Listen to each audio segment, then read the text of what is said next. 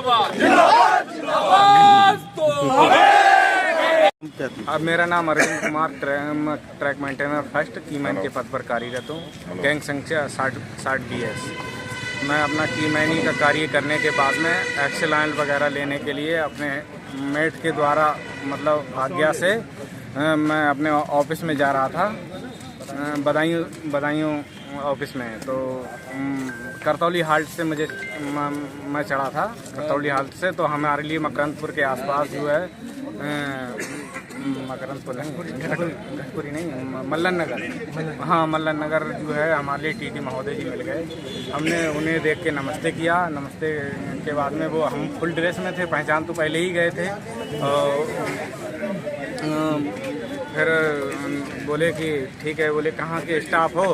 तो स्टाफ बोले, हमने कहा कि सर स्टाफ हम गैंग संख्या 60 BS जो करतौली और मकरंदपुर के बीच में जो पड़ती है।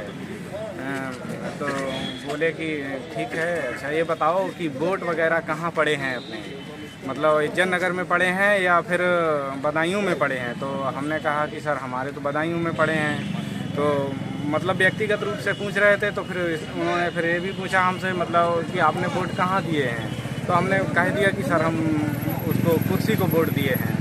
तो फिर बोले अच्छा, तो ये बोले मतलब दिमाग से अपने ही सोच के बोले कि अच्छा ये बताओ मेमो वगैरह कुछ लेके चलते हो या ऐसे ही लेके चढ़ जाते हो यूनिफॉर्म पहन के? क्या पिताजी की गाड़ी समझ रखी है, फ्री में सेवा कर रहे हो?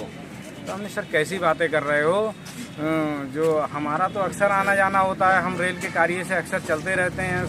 तो इसमें हम मेमो हमको कहाँ इतनी जल्दी मिल पाता है जो हमारे लिए दे पाएंगे?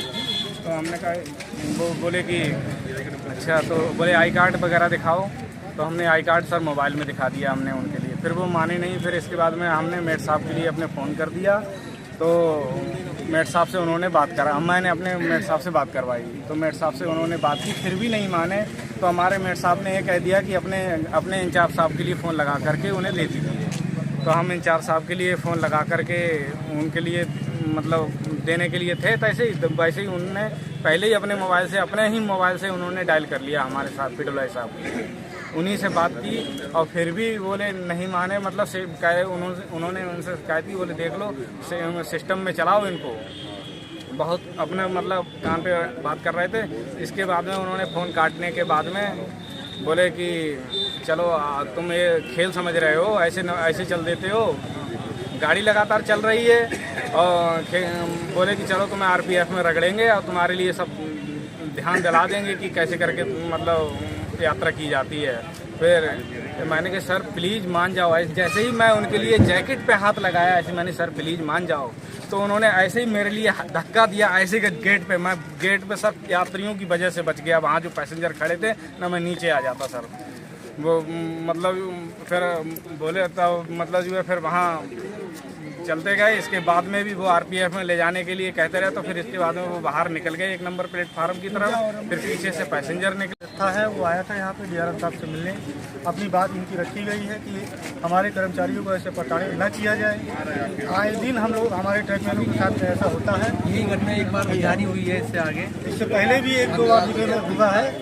ये सब समस्याएं हो रही है कि ऑन ड्यूटी जब हमारा कर्मचारी है तो उसके साथ में ऐसा व्यवहार क्यों किया जा रहा है। उसके लिए हम लोग आए हैं, सबसे शिकायत करने आए हैं उनके लिए। और किससे करें? किससे करें? मदद करें। किससे करें? DRM सर से मुलाकात। DRM सर मैडम थी नहीं अभी, वो कहीं गई हुई, तो अभी उनसे